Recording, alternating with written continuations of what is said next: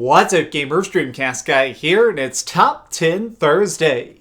We are very quickly coming up with the release of the Final Fantasy VII Remake, and it feels like the air is electric. The anticipation for this project is off the charts. In fact, it seems like fans are practically frothing at the mouth at every single new detail or screenshot that gets released. But today, I want to try and do something different. I want to try and step back and take a critical look at what the Final Fantasy VII Remake could be, and see what this game needs most. Because this is a game that has a lot riding on it. Are you ready? Buckle up, put on your fan hats, and it's time to count down my picks of the top 10 things the Final Fantasy VII Remake needs.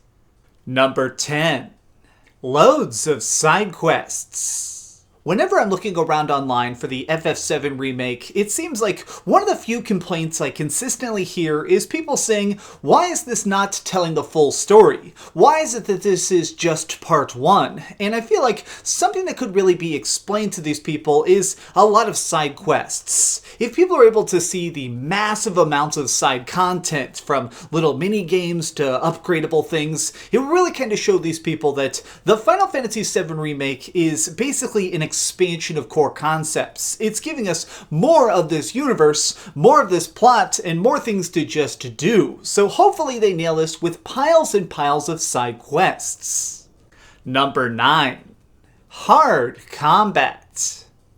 As someone who's gone back and managed to beat every single game in this entire series, and sometimes even multiple versions of the same game, I can definitely say that, well, Square Enix doesn't typically make tough RPGs. Their stuff is relatively easy, because it's just there to try and tell you a cool tale, and you move on. But with Final Fantasy VII Remake, we have seen that there's going to be some difficulty options, new ways to play in things like Classic Mode. But what I'm hoping most is that we are able to really tune things up and make this experience extra brutal. I just think that it'll be more fun if we can have a cool way to maybe increase the chances of big crits, or make it where bosses have extra health. I want that ability to make this game have some extra longevity after we've seen the ending credits.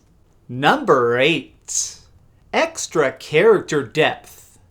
The developers of this game are really in a unique position right now because they have this ability to show us a second glance at heroes we already think we know. Like, many of us grew up seeing the adventures of Cloud and his friends. We've seen the evilness of these villains and the destruction of all these terrible companies like Shinra. But there was a lot of extra depth in there that never got fully explored. If you're somebody like me who's a complete nutcase, you probably got like these Ultima Cia books, which have a lot of extra like developer notes and stuff, and you can see that there was a lot of unused ideas in the original version of Final Fantasy VII, and I would love to see those more fleshed out. More chances to just have dialogue trees, more chances to just see how these characters will react in different social situations. I just want to see more about who these people are instead of just why they're fighting back. This could be a really good chance and expand the story in some great ways. Number 7. New Game Plus. This may seem like such a small thing to add in, but it can actually add a huge amount of replayability. New Game Plus modes are typically a thing that allow you to start the game again at any point and have all the weapons, armor, magic, and levels you've already unlocked. It gives you an ability to actually go into the game super powered up and just crush your foes. But more than just being kind of a silly way to kill time, it also gives you a chance to re-explore areas that may be locked out, or see different parts of the game now with the ability to just breeze past content. For the explorers, for the ultra dedicated, this is a doorway to make sure you get a chance to absorb every single square inch. And while it may not be really cared about to the randos, I think that for the super diehard, this is going to be epic. Number 6. Have a plan.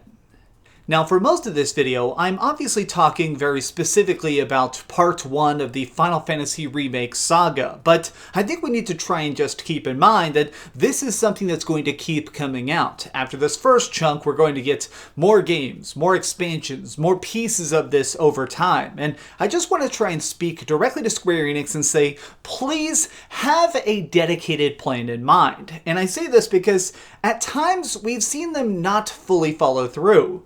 Now, I didn't particularly hate the trilogy they did for Final Fantasy XIII. But let's be clear, they made these games up later, and so because of it, the plot, the overall conclusion, it just doesn't really come together, and it ends up ruining what could be more impactful moments because they're trying so much to just hit a deadline or make a budget. I hope that right now they're having some dedicated meetings inside of Square Enix that's giving them a chance to see what they want Part 2 of the Final Fantasy Remake to be, Part 3, Part 4. What is the final goal, and get them going with that right at the start. Number 5. Don't be afraid. Okay, so this is perhaps going to be the most controversial part of the video, but I also think that it might be the most important, which is that I hope the developers, the writers, the designers, the people who are up there actually coding this project right this freaking second, I hope they're not afraid. I hope that they're willing to actually do what's best for the project. Now, what I mean by that is, I've heard a lot of times when game developers are scared of making too many tweaks or changes, they end up making something that's kind of cold and boring and isolated. I want this project to be warm and lively. I want it to have that real touch of passion and creativity. So if you need to try and tweak some things or add some extra dialogue or do something that's going to make this feel tonally different, we will support you. We just want the Final Fantasy VII Remake to be the most perfect vision that you have always intended to do. Number 4. Not much DLC.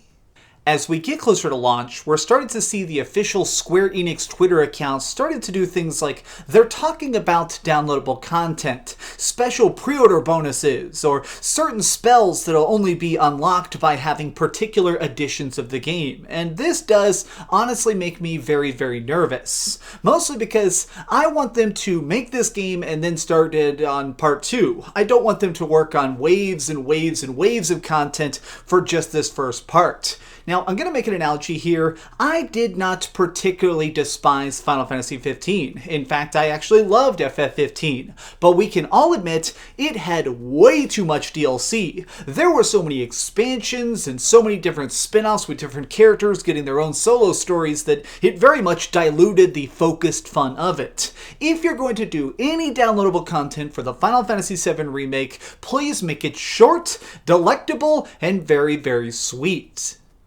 Number 3. A living world. It's kind of baffling when you consider the fact that so many millions of people grew up with FF7 back on the PlayStation 1. These very limited graphics and the cool little adventure we saw, it meant so much to us. But let's just kind of face facts here. This whole look, this whole aesthetic, it's definitely outdated. But now we're getting another look at it. The remake, a lot of us are excited for it, but let's kind of just admit this. Most casual fans are excited because it's getting such a nice graphical update. It's getting a fresh coat of paint and new stark visuals that are really going to pop. But more than this, I'm very, very hungry for a living world. I'm so curious to see the extra life that's going to be wandering around in the Sector 7 slums, or more chances to just see a little puddle of water next to Aerith's house.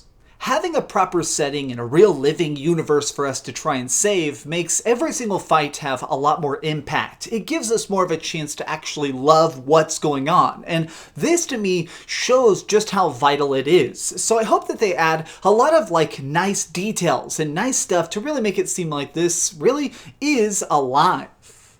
Number 2. More Sephiroth.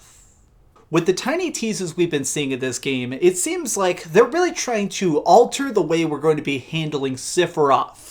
Now, I'm just saying this, if you've never actually played the original version of Final Fantasy VII, there's nothing wrong with that. But I do want to try and inform you, this game sort of had a twist in it. I'm not going to spoil it, but basically, originally you're fighting this giant mega evil group called Shinra, and after a while you realize that the true foe is Sephiroth, this gorgeous, long-haired, world-consuming badass. And I think that in this remake, they're going to try and introduce Sephiroth way earlier on, making him more of a visceral foe who's right in your face from the very, very start. And to me, this is a very strong change that could be for the way, way better. My hope, though, is that since we're getting so much more Sephiroth, I'm hoping we're getting to see different sides of him. More about his tragic past, more about his creation, more about his evil intentions. Just more Sephiroth. Number 1. A proper ending. Alright, so hearing that, you may be a little bit confused as to what the heck I'm talking about, so let me just try and break this down. What I'm basically saying is that this game needs a ending. Not the ending, but think of it this way. Since they're starting out and having this as a multi-game series, I think that each part of it needs a beginning, middle, and end. Introduce a bad guy, crush a bad guy, see some cool conclusion, and then set things up for the sequel. They need to treat this like each game being its own standalone project. And the reason I think that's vital is that in order to properly hook people in, you need to give them some form of resolution. This, more than anything, is so freaking necessary for the Final Fantasy VII Remake Part 1, is that I want them to go in here and tell us a complete story, but then leave all those threads forward of saying, hey, this is just the start of a much grander scale adventure. I want everybody to be just as excited for Final Fantasy VII Remake Part 2 as they are with Part 1, and what could really do that is making sure that we have a satisfying tale to see. But these have just been my thoughts. What are you most hoping to see, and what are you hoping to definitely avoid in the Final Fantasy VII Remake? There is a big storm outside. I do apologize if you actually heard any like rain or thunder. We have a huge Texas storm that rolled in the middle of me recording this video. But thank you so much for watching, gamers. If you enjoyed this video, please give it a like, share with your friends, and subscribe if you haven't already. But do me the biggest favor of all and keep dreaming. I know I've said this a million times, Square Enix, please release an official Final Fantasy VII Remake demo so all of us can play it a million times. Thanks so much for watching that video. If you want to see something else, you can always click this link to see what I put up last, or, subscribe and see what's coming up next. Also, I promise that whatever I do, it'll try not to suck.